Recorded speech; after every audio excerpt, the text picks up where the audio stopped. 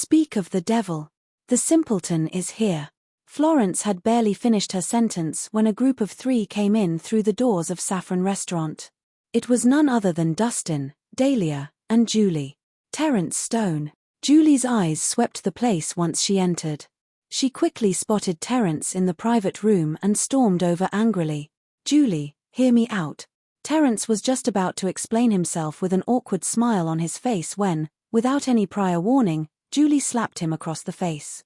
Caught off guard, he cupped his cheek with his hand, unable to react. Why are you being so aggressive, Julie? Victoria reprimanded her immediately. Why are you defending him, Mom? Did he not deserve that? Beside herself with anger, Julie saw nothing wrong with her actions. He deserved that slap very much for cheating her money and taking advantage of her feelings for him. You're mistaken. Terence isn't a swindler. Victoria swiftly pulled Julie aside. He's not a swindler. Well, if he isn't a swindler, are you implying that I'm the liar? Has something gotten into you, Mom? Why are you defending him? Julie's fury was unabated. Don't jump to conclusions. Listen to me, I'll tell you everything. Without any room for hesitation, Victoria explained to Julie in detail everything that Terence had told them earlier. She made the whole thing sound so reasonable and made Terence out to be the most considerate person, convincing Julie with her genuine and sincere words. When paired with Terence's miserable expression, Julie could not help but be convinced. What? So Terence is innocent? I was wrong in hitting him, then? Julie was convinced by the story that Victoria told her and quickly realized that she was wrong. Exactly. You acted too impulsively. Quick, apologize to Terence. Victoria instructed her. I'm sorry, Terence, I didn't mean to do that. Does it still hurt? Here, I'll rub the pain away.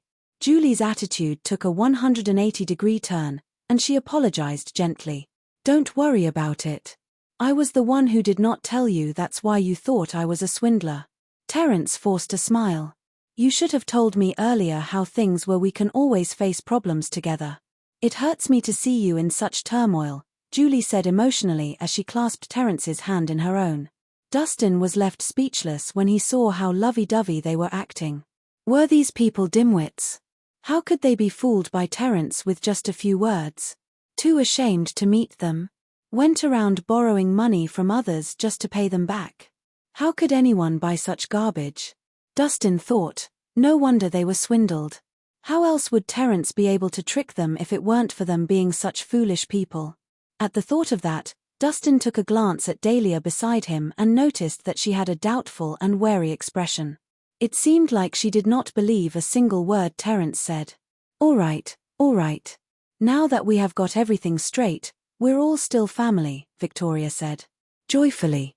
She was pleased with Terence as a person. He was a promising young man who was very considerate. She deemed him a good catch for her daughter. Ah, right. Terence suddenly turned to Dustin. Dustin, I heard from Victoria that they sold the abandoned construction site to you. Is that true? It is. What about it? Dustin did nothing to hide the fact that he'd bought the land. That's great. Terence heaved a sigh of relief. Then, with a smile on his face, he said, I don't like taking advantage of others. Since I was the one who brought this problem upon all of you, I can't continue to let you bear the loss. I'll purchase the piece of land from you at the original price that you bought it for. You'll purchase it? Julie's face fell when she heard that. In a hushed tone, she whispered, Terence, have you lost your mind? It wasn't easy selling off that trashy piece of land. Why are you even buying it back? Why would you bring such loss upon yourself? You shouldn't say that, Julie. Terence put on a righteous facade. Dustin is my friend. Since something as bad as this has happened, we cannot take advantage of him. We must be righteous and hold fast to our principles. But Julie was about to retort, but Terence waved her off. Say no more. A real man must stand up for his actions. We should not lose our principles just for a little benefit. With Terence's little righteous speech, almost everyone looked at him with admiration. Especially Julie, who looked at him like he had a halo over his head. That was the mannerism of a true gentleman. At that moment, Terence appeared heroic. You're in luck, Dustin, what are you waiting for? Why aren't you thanking Terrence? He decided to buy that rubbish off your hand. Julie announced proudly. There's no need for that. We're all friends. I can't bear to see you suffer such a loss. Just give me the ownership of that piece of land, and we've got a deal, Terrence said with an amiable smile. When did I agree to the deal? Dustin asked. What? Terrence thought that he had heard Dustin wrong. He never thought that he would be rejected. Julie and the rest of them were astonished too. Unable to comprehend what was going on in Dustin's head, they assumed that he had lost his marbles. After all, who would turn down money and choose to hold on to a piece of trash? Dustin, did you not hear what I said? The abandoned construction site is worth nothing, and you have no use for it. Why don't you just sell it to me? Terrence tried to talk some sense into Dustin. Why do you want it if it's worth nothing? Dustin countered. I'm doing this for your sake, of course, Terrence said with all earnestness. The reason all this happened was because of me. I trusted someone who I should not have trusted, but I should not have pulled you all into it. Therefore, I shall bear full responsibility for this at all cost. Oh, how nice. Dustin smiled faintly. I thank you for your thoughtful gesture, but no thanks. I'm not selling it. Why not? Terrence could not believe his ears. Because we're friends. Just as you do not wish to take advantage of me, I refuse to do the same. That's all right, I do not mind bearing the loss. But I do. So, forget about it. No. We cannot forget about it. If you think that my offer isn't enough, I can add a bit more to the original price that you bought it for. This is not about money. It's about principles. You said it yourself, we must be righteous and stay true to our principles. Terrence was a hair's breadth away from losing his composure. Damn it. Why was the idiot so stubborn? He had said everything he could to convince him to sell the piece of land, but nothing seemed to work. Exasperated, Terrence was left speechless. All right, it's getting late. I have some things to handle back at the company, so I'll be taking my leave with Dahlia now. You guys carry on. Dustin could not be bothered to converse with them any longer, so he exchanged a look with Dahlia, and they got out of the restaurant as fast as they could. Hey, Dustin, you. Refusing to let Dustin go just like that, Terrence was about to give chase but was held back by Julie. Terrence, you cannot be too kind. Since that idiot turned you down, let's not push it. Why would you give him money when he doesn't even appreciate it?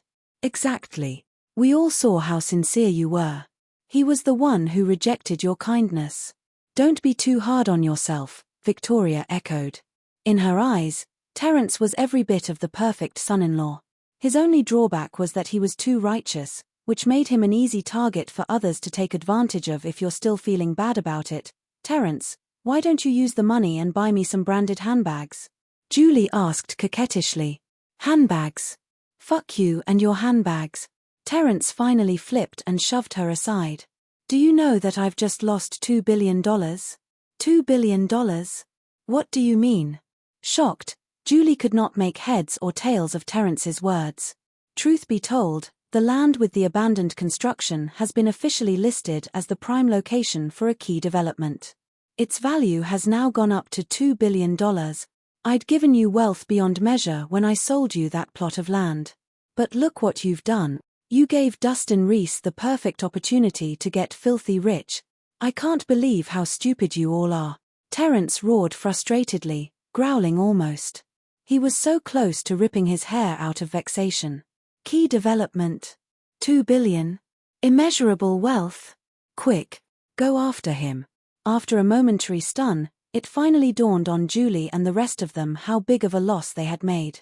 Without a moment to spare, they immediately rushed out of the restaurant. But Dustin was no longer anywhere to be seen.